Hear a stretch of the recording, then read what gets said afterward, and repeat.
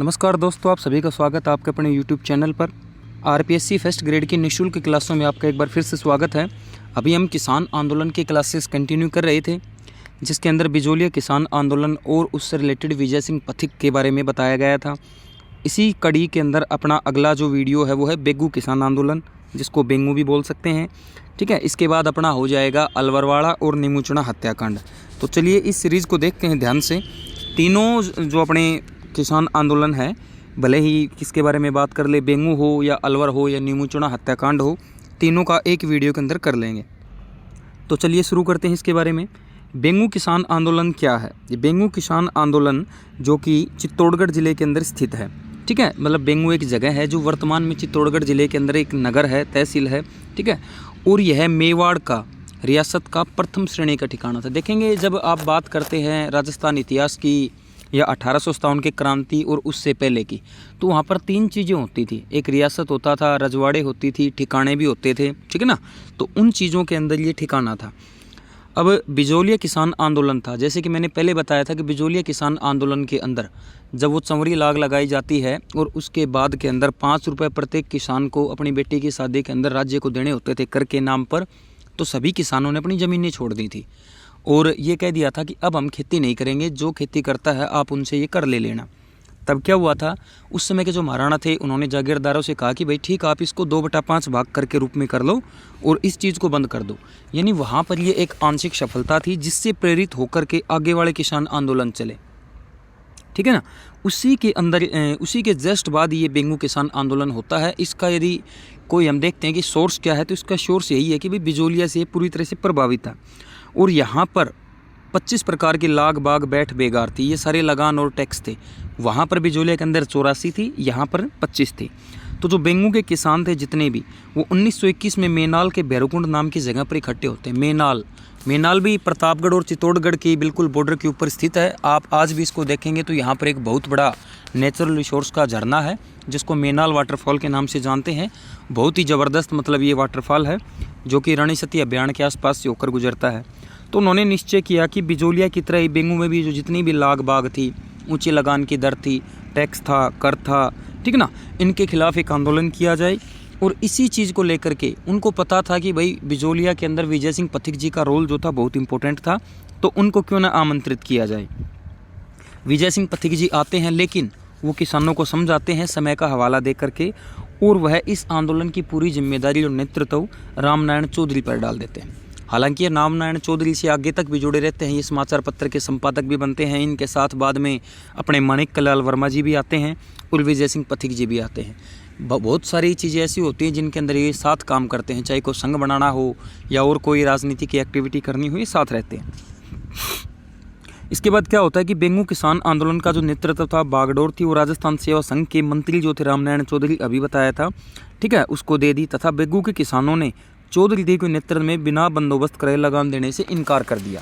यानी यहाँ पर क्या करते हैं, इनकी एक बैठक होती है, मीटिंग होती है, जिसके अंदर ये फैसला करते हैं कि भाई आपको कोई भी बंदोबस्त नहीं करवाना है, कोई भी सेटलमेंट नहीं करवाना है और लगान भी नहीं देनी है। बंदोबस्त क्या होता था, एक बीच का रास्ता निकाला जाता था। इस पर जो क्या होता है, राजकाज जो सत्ता थी, यहाँ पर अंग्रेज भी थे और जागीरदार भी थे और राणा और महाराणा भी थे। ठीक है, सारे लोग जनता को पीसने का एक काम करते थे। उन्होंने सेपरेशन यानी दमन की नीति शुरू कर दी। 2 वर्ष लगातार ये झड़पें होती रहती हैं इनके बीच में। उसके बाद जो ठाकुर थे अनूप सिंह, उन्होंने सुलह की बात आगे की, जो कि जून 1922 में हुई थी।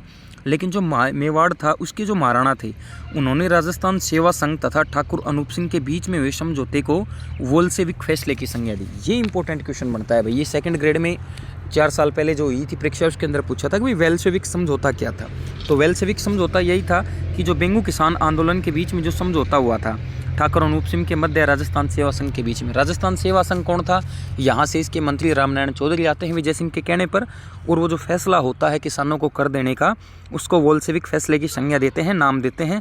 तथा जो ठाकुर होता है रावत अनूप सिंह, उसको उदयपुर में नज़रबंद कर दिया जाता है और ठिकाने पर मुंसरमात यानी कोर्ट ऑफ वार्ड्स बैठा दिया जाता है। ये बात आपको समझ में आ रही है? ये बात मैंने फर्स्ट क्लास में के अंदर भी आपको बताया था। तथा इस प्रकार से यहाँ पर भ्रष्टाचार चलता है। दमन के लिए बहुत ही कड़ी नीतियाँ अपनाई जाती हैं सरकार के द्वारा। ठीक है, तो उसके बाद क्या होता है कि जो लाला अमृतलाल है, उसको बेगू का मुस्लिम बना दिया जाता है और लाला अमृतलाल जो तो अमृतलाल था, ये लोगों को दबाने का, सेपरेशन करने का, दबाव का, विरोध करने का यानी पीटने का बहुत ही घोर पक्षधर्मी था। ये सरकार के साथ था तथा सरकार ने आंदोलन की जांच के लिए एक आयोग की रचना की। एक आयोग का गठन किया गया जिसका नाम था ट्रेंच आयोग। ट्रेंच आयोग ने 2-4 कर, इसके अंदर लिखा हुआ है लागत भी कर ही होता है, 2-4 लागतों को छोड़ करके सभी को जायज़ बताया। आगे देखते हैं। तथा ये जो परिस्थितियाँ यहाँ से उत्पन्न हुई थी, जो अनेक प्रकार की जो लड़ाई दंगे चल रही थी इस समय, इसकी समीक्षा करने के लिए, मॉनिटरिंग करने के लिए 13 जुलाई 1923 को किसानों ने गोविंदपुरा गांव में एक सभा का आयोजन किया। ठीक है, इस सभा पर ट्रेंच के ऑर्डर से वहाँ पर गोलियाँ चली जाती हैं, जिसके अंदर रूपाजी और कृपाजी धाकड़ 2 किसान शहीद हो जाते हैं। ये नाम आपने याद रखने हैं, रूपाजी और कृपाजी धाकड़ नाम के 2 किसान यहाँ पर शहीद हो जाते हैं तथा 500 से अधिक किसानों को जेल में डाल दिया जाता है तथा ये जो काम किया गया था उसकी हर जगह निंदा की गई। अब खुद पथिक जी वहाँ पर आते हैं और आंदोलन को संभालते हैं और वो ट्रेंच आयोग का भी विरोध करते हैं, क्योंकि ट्रेंच आयोग ने क्या किया था, 2-4 लागतों को छोड़कर सभी को ये कहा था कि भाई ठीक है, ये तो बनता ही है गवर्नमेंट का हक इन करों के ऊपर, इसलिए वो उसका विरोध करने लग गए। सितंबर 1923 के अंदर विजय सिंह पथिक को जेल में डाल दिया जाता है तथा उनके ऊपर राजद्रोह का मुकदमा चलाया जाता है, परंतु राजद्रोह गवाहों के अभाव में सिद्ध न हो सके। ये बात आप ध्यान रखेंगे कि भाई राजद्रोह सिद्ध न हो सके, नहीं हो सका। क्यों नहीं हो सका? कोई भी व्यक्ति, कोई भी किसान उनके खिलाफ गवाही देने नहीं आया था, इस बात का आप ध्यान रखेंगे।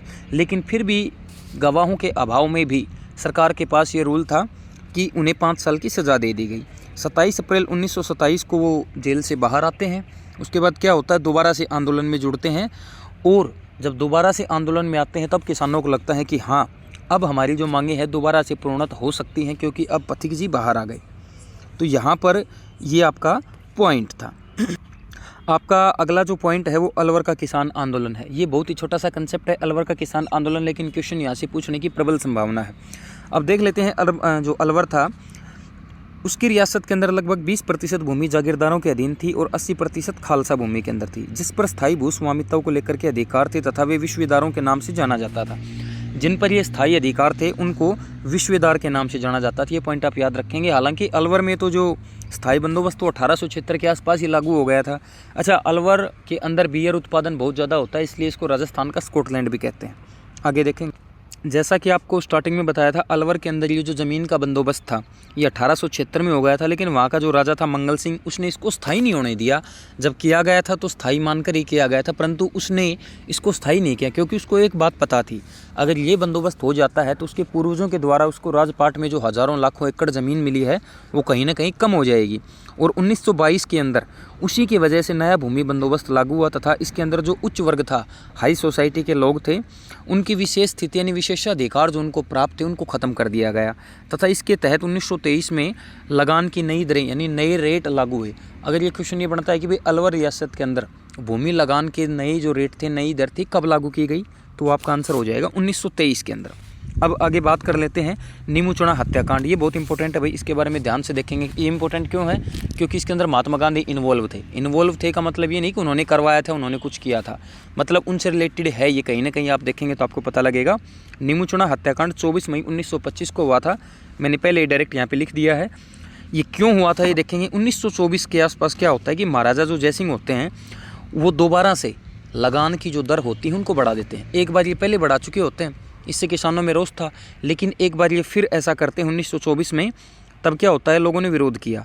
इस विरोध के स्वरूप क्या होता है, 24 मई 1925 को यानी वही डेट, लगभग 800 किसान जो अलवर ज़िले की बानसूर तहसील है वहाँ के नीमूचना गाँव के अंदर इकट्ठे होते हैं। आपके पास में ही है, ये बिल्कुल हरियाणा के टच के अंदर है बानसूर। नारनौल से निकलते ही बैरोड और ये इधर आगे बैरोड के आगे बानसूर है। वहाँ पर नीमूचना गाँव के अंदर इकट्ठे होते हैं और एक शांतिपूर्ण सभा का आयोजन करते हैं। इसके बाद क्या होता है, वहाँ पर महाराणा की सेना आती है, राजा की सेना आती है और किसानों पर गोलियां चलाती हैं, जिसके अंदर सैकड़ों हज़ारों किसान शहीद हो जाते हैं। ठीक है। और एक अखबार होता है जिसका नाम होता है रियासत। उस अखबार ने इसकी तुलना भारत के जलियांवाला बाग हत्याकांड से की। ये इंपॉर्टेंट क्वेश्चन होता है। ये 3rd ग्रेड के अंदर भी ये क्वेश्चन पूछा गया था कि भाई जो नीमूचना हत्याकांड की तुलना जलियांवाला बाग हत्याकांड से करने वाला अखबार कौन सा है, तो आपका ये अखबार था रियासत नाम का अखबार। और महात्मा गांधी से रिलेटेड भी ये था। क्यों था?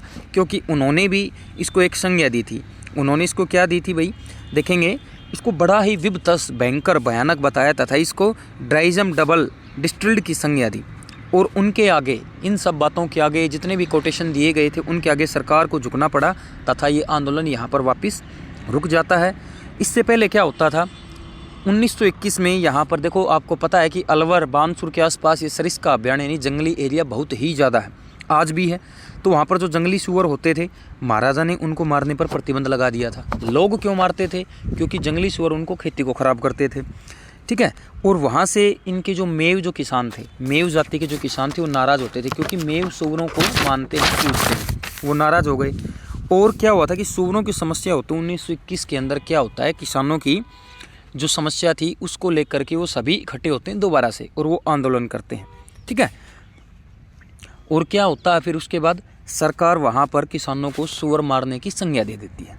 तो ये आप इम्पोर्टेंट ध्यान रखेंगे, सूअर मारने वाला प्रतिबंध। और वहाँ सूअर को लेकर के भाई कहाँ पर विरोध या प्रोटेस्ट हुआ था, तो हुआ था नीमूचुना हत्याकांड के आसपास, वहीं पर बानसूर जिले के अंदर, अलवर के अंदर 24 मई 1925। इसके बाद अब बात कर लेते हैं लास्ट का, आज की क्लास का। हालांकि इसके बाद एक दो और करवाएंगे, लास्ट तो नहीं बोल सकते, समय देखो क्या रहता है। मेव किसान आंदोलन जो कि 1932 के अंदर होता है। सबसे ज़्यादा मेव देखा जाए तो अलवर के पास आसपास ही, मुसलमान हो सकता है कोई और जिलों के अंदर हो, अभी तो जनगणना और उसके बाद न्यू डाटा आया है तो फ़र्क हो गया, लेकिन फिर भी मेव तो अलवर के अंदर ही सबसे ज़्यादा है। मोहम्मद अली के नेतृत्व के अंदर मेवों ने, अलवर के मेवों ने विशेषली 1932 के अंदर एक आंदोलन प्रारंभ किया। और 1932 के अंदर अंजुमन खालिद उल इस्लाम नाम की एक संस्था जो होती है वो कुछ मांगे अलवर के दरबार में लेके जाती है। उनकी कुछ मांगे थी, जैसे उर्दू शिक्षा का प्रसार करना, ये देखो आप, उस समय भी ये होता था। मस्जिदों को राज्य के नियंत्रण से पूर्ण मुक्त करना तथा मुसलमानों के लिए पृथक शिक्षण संस्थानों की स्थापना करना। उनकी 3 मांगे थी। एक तो उर्दू का प्रचार और प्रसार किया जाए, मतलब शिक्षा का माध्यम उर्दू बनाया जाए, और उनकी जितनी भी मस्जिद थी उनको सरकार से नियंत्रण, जो सरकार का नियंत्रण होता था उससे मुक्त करना। सरकार के नियंत्रण से मुक्त करने से तात्पर्य शायद आप नहीं समझ पाए होंगे, आपके जितने भी बड़े मंदिर हैं, गाँवों के जो छोटे मंदिर हैं उनकी बात नहीं कर रहा हूँ, जो नेशनल इंटरनेशनल के मंदिर हैं, जैसे साउथ में है पंचकुला वाला है, आपका गुड़गांव का है, खाटू श्याम जी का है, साउथ के अंदर शिरडी साईं, बालाजी, तिरुपति, इनके अंदर हज़ारों लाखों करोड़ों का चंदा आता है, हज़ारों करोड़ का चंदा आता है, इतना ही सोना होता है। तो उसके ऊपर पूरी तरह से गवर्नमेंट का हक है उन सारी चीज़ों के ऊपर। तो वो ये नहीं चाहते थे कि जैसा यहाँ ऐसे हो रहा है हम मेवों के साथ भी ऐसा हो। उनकी मस्जिद में जो भी चंदा आता था, जो भी टैक्स वगैरह जो भी बोल सकते हैं आता था, उसके ऊपर वो अपना अधिकार चाहते थे, और आज भी ये चीज़ें लागू, ठीक है ना। तो इस चीज़ को लेकर के वो क्या करते हैं, दरबार के अंदर जाते हैं। और अक्टूबर के अंदर क्या होता है, 1932 में ही अखिल भारतीय मुस्लिम कॉन्फ्रेंस का एक शिष्टमंडल यानी एक प्रतिनिधि मंडल, उनका एक डेलीगेशन आता है, वायसराय जाता है शिमला से मिलने। शिमला के अंदर वायसराय हाउस था उस समय, और वहाँ पर अलवर की जो मुसलमान थे, जितने भी मुसलमान थे, उनकी मांगों को उनके समक्ष प्रस्तुत किया जाता है। इन मांगों में क्या होता है भाई, लगान जो थी, टैक्स था उसके अंदर कमी, चुंगी कर, चारगा कर में कमी, व अन्य प्रकार के सारे कम जो थे, जो कर थे, वो लागू कर दिए थे भाई, कि भाई इन जितने भी कर थे ये आपने लागू तो कर दिए, पर हमें इन सब में क्या चाहिए, कमी चाहिए, छूट चाहिए। ऐसा हुआ भी था। अगला अपना पॉइंट है 1933 में हो तिजारा दंगा। तिजारा भी भाई अलवर जिले के अंदर ही था, लेकिन तिजारा खैरथल अब नया जिला बना दिया है, इधर कोटपुतली बानसूर बना दिया है, बैरोडली, इस प्रकार से कई अलग अलग जिले बना दिए हैं। पहले 33 जिले होते थे, 33वां प्रतापगढ़, ये वसुंधरा राजे सिंधिया ने 2008 में बनाया था, लेकिन अब 50 जिले हो गए, ठीक है ना। तो डिस्ट्रिक्ट वाइज भी जिक्के अपनी लेके चलेंगे, पर उससे पहले एक बार जो फर्स्ट ग्रेड का सिलेबस है मेन उसके अनुसार चलते हैं, ठीक है। और इसकी जो PDF है आपको बिल्कुल फ्री ऑफ कॉस्ट मिल जाएगी। नीचे मैं टेलीग्राम चैनल का लिंक डाल दूंगा, उसके अंदर क्या होगा, आपको टेलीग्राम के ऊपर इसी क्लास की सेम ये फ़ोटो या वीडियो या जो भी मतलब क्या बोलते हैं उसको PDF, वो आपको मिल जानी है, ठीक है। उसके अंदर तो देखेंगे 1933 में सांप्रदायिक दंगे भड़क उठे, यानी हिंदुओं मुसलमानों के वहाँ पर दंगे हो जाते हैं, और अंग्रेजी सेना जो होती है वो अलवर आ जाती है। इन दंगों की आड़ में, यानी इन दंगों की ओट में, नाम तो दंगा हो गया, लेकिन इसके जो साइड बाई क्या करते हैं, 1933 में प्रगतिशील महाराजा जयसिंह को निष्कासित कर दिया गया। प्रगतिशील नाम क्यों लिया गया है, क्योंकि महाराजा जयसिंह उस समय थोड़े से प्रोग्रेसिव थे, लोगों की जो, हालांकि वो टैक्स तो ज़्यादा लगा रहे थे, लेकिन उसी प्रकार से वो काम भी अच्छा कर रहे थे। उनको अपने राजकाट से निष्कासित कर दिया, तथा मेवों को अनेक सुविधाओं के साथ लगान के अंदर जो भारी छूट प्रदान की गई। ये एक मतलब साइड बाई फिनोमिना, प्रक्रम, प्रोसेस बोल सकते हैं कि महाराजा जयसिंह को यहाँ से हटाना था, जो कि मुसलमानों के घोर विरोधी थे, ये भी बोल सकते हैं, ठीक है ना।